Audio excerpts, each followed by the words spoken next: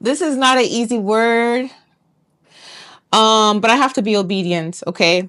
Oh my goodness. Listen, who wants friends? Everybody wants friends, including me. I want friends too. I want close friends. I don't just want a friend. Don't you want a close friend? Someone that could come to your house, chill with you, cook with you, have a good glass of champagne if you drink champagne, or have some tea or whatever with you, right? Watch a movie, etc. It's really nice to have friends. It really, really, really is. But when it comes to being a child of God, we have to be very careful and we have to discern. Okay. And with all the messages that God has been showing me pertaining, like for the last like 3-4 days, they're all aligning. Okay. And here's the thing, God will always warn us before something happens. And God is not trying to say you have to be lonely. No. God wants us to be happy. He wants us to be joyful. But you have to understand something. There's a time, a place, and a season for certain relationships. And some relationships are actually, they come with expiry dates. Not all relationships are supposed to be permanent.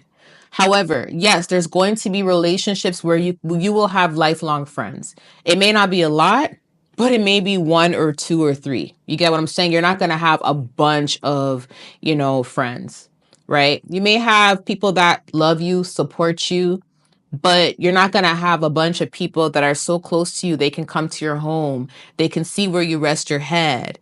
They can use your bathroom. Because that's very, very personal. Someone using your bathroom. You get what I'm saying? Or they can sit on your chair and be comfortable and watch TV with you and have sleepovers. And you're not going to have that friendship with a lot of people.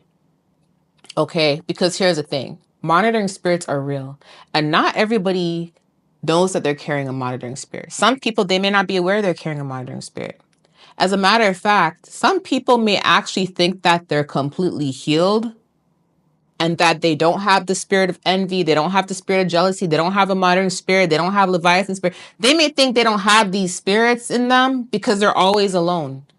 Because them too are in a place of separation, a season of isolation, a season of just being in the presence of God. They may be in that same wilderness period as you, right? But there may be certain spirits that have not been triggered within these people. And because these spirits have not been triggered, they had no idea that these spirits were hiding in them. How many times do you guys watch like deliverance videos? And there's people that, they serve the Lord and then they go to church and then, as soon as they get in the church, all of a sudden a spirit is making itself known. But the person had no idea that they were carrying this type of spirit because nothing triggered this spirit. This spirit was really good at hiding. The Bible does say that when a spirit leaves its house and comes back and sees the house clean, which is the body, it comes back with 7 more spirits more evil than itself, right?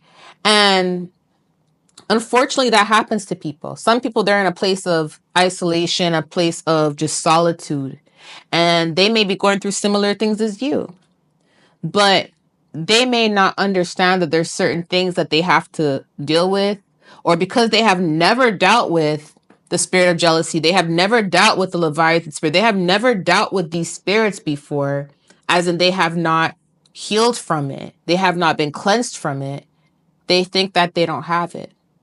And this is why you notice that some friendships, they start off well. Everything is kiki, ka, everything is so good.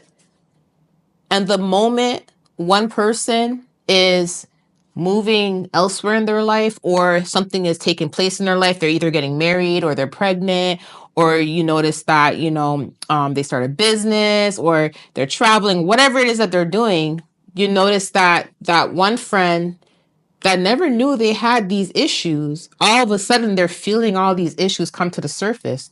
They're like, wow, I didn't even know I had the spirit of jealousy. I can feel a little bit of jealousy being built up. I had no idea that was even there. Or I didn't even know that, I had a Leviathan spirit. I literally just twisted what he said or what she said. See, some people don't know they have these spirits until it's been triggered. Right? And this is why God will let us know, hey, this is a season, yes, where you can find a friend or build a friendship with someone. Or, no, this is not the right season to do that. Well, in this case, this is not for everybody. You'll know if it's your word. Again, every word that is posted online, it should have been something that God has already told you. Whether he told you audibly, whether he gave you a dream, whether he gave you a vision, and even if it doesn't make sense in the moment, it may be something that takes place a week later, a month later, and you may really reflect back on this word and be like, whoa, I did watch something that confirms exactly what I'm going through. And this happens a lot. And that's why people always come back like, Steph, there was a word you put out a month ago. I'm trying to find it. Because in that moment, God reminded them of that. Right? So the Lord said, be careful of Judas. And he said that last night. And I heard him audibly. And every word that he has given me, he has instructed me to write down. He said, be careful of Judas. Now, we know what happened with Judas and Jesus. We know that Judas had a greedy personality, greedy mind. But we also know that Judas was welcomed in the tight circle that Jesus had with the 12 disciples, right? We also know that Judas was around Jesus at the most sacredest times, the most personal, intimate times. Dinner, sitting at the table, when he's during prayer. Judas had access to Jesus at the most personal moments of his life, right? That's no different from a friend having access to your home, or a friend having access to your car, or a friend having that personal access to you. That is different from everybody else. Okay? Now, people do change. And some people, again, they don't know they're dealing with certain things, or they have certain spirits they have to be cleansed from. They don't know this because it has not been triggered. And we know that the enemy will use someone that is close to us to try to hurt us. And it literally, I'm not gonna lie, it literally sucks sometimes that we have to we have to live like this. But I have to remind you guys that when you are set apart and God has a plan for you and he is instructing your footsteps, you have to understand that if strangers may not like you, or they may try to block you, could you imagine what a family member will do, or a friend will do, or a colleague will do? And again, the devil likes to use people who are closest to you, right? So the Lord said, be careful of Judas. And he also mentioned that, again, this is not for everybody, but this is not the season.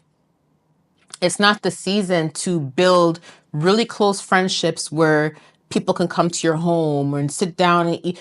Especially if you're not even where you need to be yet and warfare is crazy.